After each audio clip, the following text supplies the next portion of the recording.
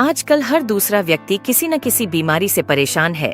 कुछ बीमारियों का इलाज संभव है और कुछ का संभव नहीं है।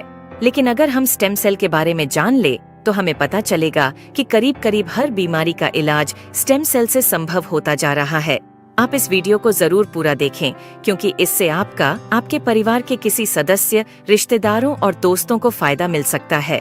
मैं आपको जिस खोज के बारे में बताने जा रही हूँ वह इस सदी की सबसे बड़ी खोज है, और वह है स्टेम सेल। जब एक बच्चा अपनी माँ के गर्भ से जन्म लेता है तो उसकी एक नाविका अपनी माँ के साथ जुड़ी रहती है, और इस नाविका के अंदर जो ब्लड होता है उसे स्टेम सेल कहते हैं। जब माँ की गर्भ में आर्तवशोथ से पितृशोथ मिलते हैं तो पहले सेल का एक छोटा सा गोला बनता है। यह गोला स्टेम सेल कहलाता है। जैसे ही यह गोला बढ़ता है उससे बच्चों के हाथ, पैर, आँखें, कान, नाक जैसे अंग बनते हैं।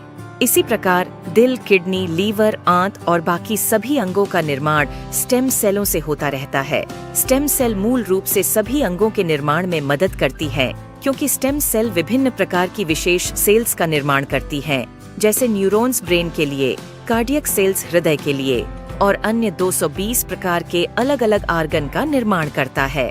अगर हम इस नाविका और इसके अंदर के ब्लड मतलब स्टेम सेल्स को संभाल कर रखें तो आने वाले 25-30 साल तक बच्चों को गंभीर बीमारियों से बचाया जा सकता है।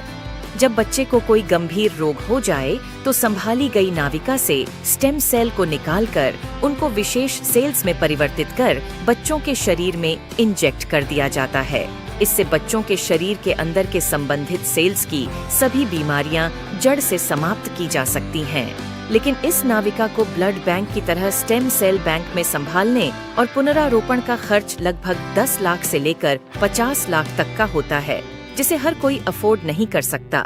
इंसानी शरीर में सभी अंगों के स्टेम सेल अलग अलग होते हैं, लेकिन मूल स्टेम सेल सभी अंगों का निर्माण करने में सहायक होता है।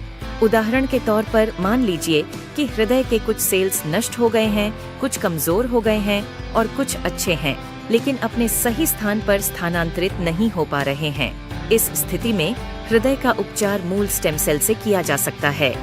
पहले स्टेम सेल्स को कार्डियक सेल में कन्वर्ट किया जाता है, फिर आपके शरीर के अंदर हृदय में इंजेक्ट कर दिया जाता है, जिससे हृदय को नया जीवन दिया जा सकता है। दोस्तों, अब आपको यह समझ आ गया होगा कि स्टेम सेल कितना महत्वपूर्ण है। इसी बात को समझाते हुए भारत के प्रधानमंत्री श्री नरेंद्र मोदी जी ने स्टेम सेल की रिसर्च में काफी दिलचस्पी ली थी। आप गूगल पर सर्च करके देख सकते हैं। और साथियों, जो स्टेम सेल माँ की नाविका के अंदर होते हैं, ठीक वैसे ही कुछ स्टेम सेल फलों में भी पाए गए हैं। यह स्टेम सेल किसी भी इंसान के ऊपर माँ के स्टेम सेल की तरह ही काम करते हैं, और इसका प्रयोग करके हम किसी भी बीमारी को नष्ट कर सकते हैं। यह स्टेम सेल स्विट्जरलैंड के एक वैज्ञानिक डॉक्टर फ्रेड जूली ने हरे सेब और लाल अंगूरों के अंदर से खोजेन है, जो स्विट्जरलैंड की विशेष प्रजातियों के अंदर पाए जाते हैं। इन फलों का वनस्पति नाम मतलब सेब को मालिस डोमेस्टिका और अंगूर को सोलर विट्स बोलते हैं। माँ की नाविका से मिलने वाले स्टेम सेल सिर्फ बच्चे और उसके माता पिता के ही काम आ सकते हैं, लेकिन फलों से मिलने वाले स्टेम सेल किसी भी इंसान के ऊपर माँ के एम्ब्रोनिक स्टेम सेल की तरह ही काम करते हैं, क्योंकि यह इंसानी स्टेम सेल की तरह प्रोग्राम्ड सेल नहीं होते।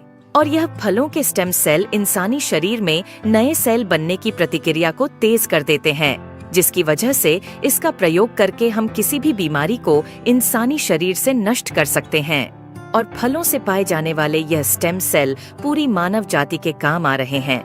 सालों की मेहनत के बाद काफी देशों में लाखों लोगों के इलाज में यह स्टेम सेल सहायक हो चुके हैं।